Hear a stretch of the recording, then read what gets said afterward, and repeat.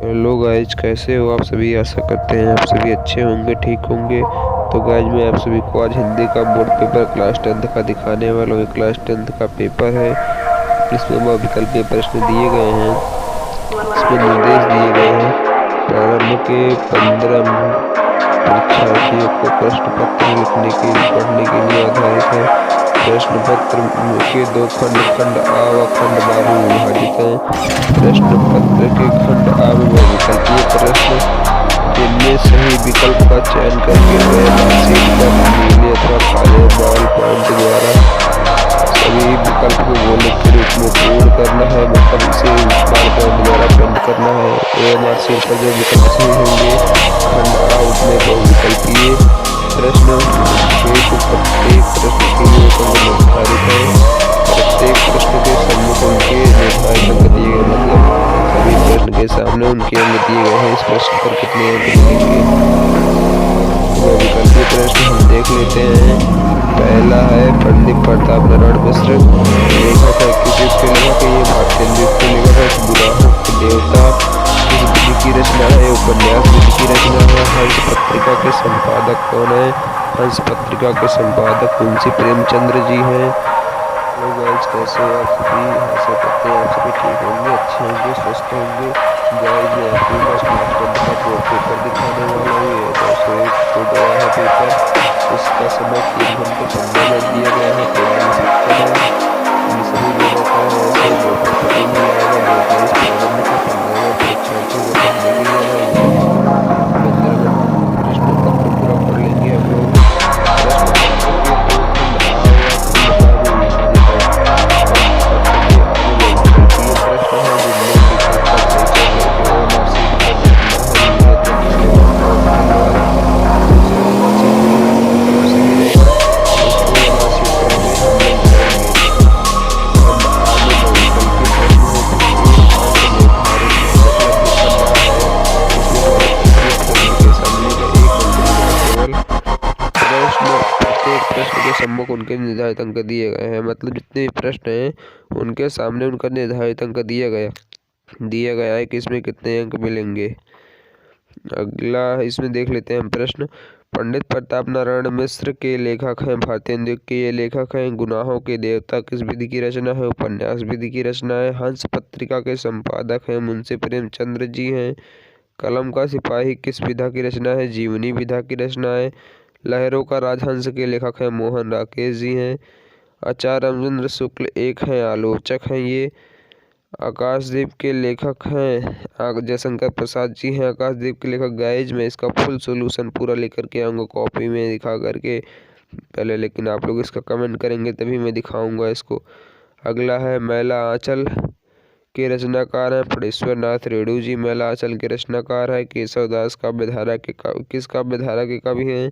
तो ये रीतिबद्ध काव्यधारा के कवि हैं। रामचंद्र का रचना है। केशवदास जी की रचना है। करुण रस का स्थायी भाव शोक है, तो आप सभी जानते होंगे। और इसके आगे है सोहत ओढ़े पीठ पट श्याम सलोने गात मनो नील मणि शैल पर आतप प्रयोग प्रकाश। उपयुक्त पंक्ति में अलंकार है। तो इसमें उत्प्रेक्षा अलंकार है। इसे कैसे पहचानेंगे, क्योंकि उत्प्रेक्षा अलंकार की पहचान की परिभाषा होती है मनु मानो जनु जानो। जहाँ शब्द आता है वहाँ उत्प्रेक्षा अलंकार होता है। इसकी ट्रिक होती है। यहाँ पर देखिए दूसरे लाइन में मनो नील मणि, यहाँ पे मनु शब्द आया है इसलिए इसमें उत्प्रेक्षा अलंकार है। रोला छंद में कुल कितने चरण होते हैं। रोला छंद में कुल 4 चरण होते हैं, हम सभी को मालूम होगा ये। अधिग्रहण शब्द में प्रयुक्त उपसर्ग है अधि है, क्योंकि आगे का शब्द ही उपसर्ग होता है, पीछे वाला प्रत्यय होता है।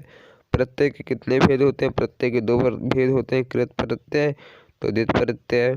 तिरंगा में कौन सा समास है। द्विगु समास है, क्योंकि आगे जिसमें ती मतलब गिनती जिसमें जुड़ा होगा वो द्विगु समास में आता है। जैसे चौराहा भी द्विगु समास है, तिरंगा भी, पंचवटी भी, सब द्विगु समास में आते हैं। प्रत्येक शब्द में कौन सी संधि है। यण संधि है, क्योंकि ये सब जितनी है ये सब प्रत्येक से संबंधित यण संधि में आती है। खीर शब्द का तत्सम रूप क्षीर होता है। नदय शब्द का वचन और विभक्ति है चतुर्थी एक वचन। इसे याद कर लीजिएगा एक शब्द का पूरा, तो उसी से मिल जाएगा थोड़ा बहुत। और यह शिष्य था धातु का वचन एवं पुरुष है, तो यह द्विवचन मध्यम पुरुष का है। इसे कैसे पता करें हम, जिसे हसद के बाद अस्थ लगा है, इसी से पता करते हैं कि ये किस वचन का है। इससे स्पष्ट हो रहा है कि मध्यम पुरुष का द्विवचन है ये। ठीक है गाइस, आगे खंडवा में पहुंची। खंडवा केवल वो विकल्पीय था। खंडवा में वर्णनात्मक प्रश्न आया है, जिसमें पहला प्रश्न है, निम्नलिखित गद्यांश पर आधारित 3 प्रश्नों के उत्तर दीजिए। इनमें 3 प्रश्न ही दिए गए हैं, सभी के उत्तर देना है। इसका जो गद्यांश आया है, गद्यांश को पढ़ करके इसका उत्तर देना है। इसमें लिखा गया गद्यांश में, ये 2 है अथवा करके। पहला है, मित्रता के लिए आवश्यक नहीं है कि 2 मित्र एक ही प्रकार का कार्य करते हों या एक ही रुचि के हों। इसी प्रकार प्रकृति और आचरण की समानता भी आवश्यक या वांछनीय है। 2 भिन्न प्रकृति के मनुष्यों में बराबर प्रीति और मित्रता रही है। राम धीर और शांत प्रकृति के थे, लक्ष्मण उग्र और उद्धत स्वभाव के थे। दोनों भाई अत्यंत प्रगाढ़ स्नेह था। उदार तथा उसाच कर्ण और लोभी दुर्योधन के स्वभाव में विशेष समानता न थी, पर उन दोनों में मित्रता खूब निभी। उपरोक्त गद्यांश का संदर्भ लिखना है। यह गद्यांश किसका है और रेखांकित अंश की व्याख्या करनी है। जो इसमें 2 लाइन रेखांकित किया गया है। राम और लक्ष्मण के स्वभाव में क्या अंतर था, तो इसमें बताना है कि राम थोड़ा उद्धत स्वभाव के थे, वो राम बहुत ही शांत प्रकृति के थे, और लक्ष्मण थोड़ा उग्र और उद्धत स्वभाव के थे।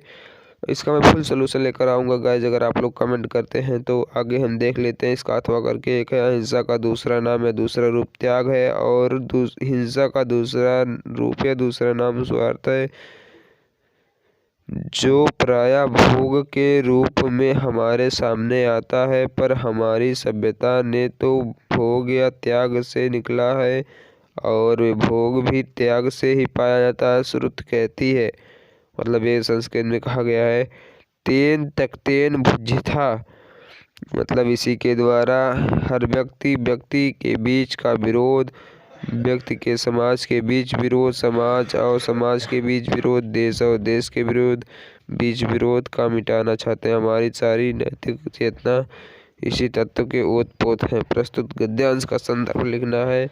रेखांकित अंश की व्याख्या कीजिए, और इसमें नैतिक सिद्धांतों में किस चीज को प्रमुख स्थान दिया गया है, ये इसमें बताना है। इसके अगला है,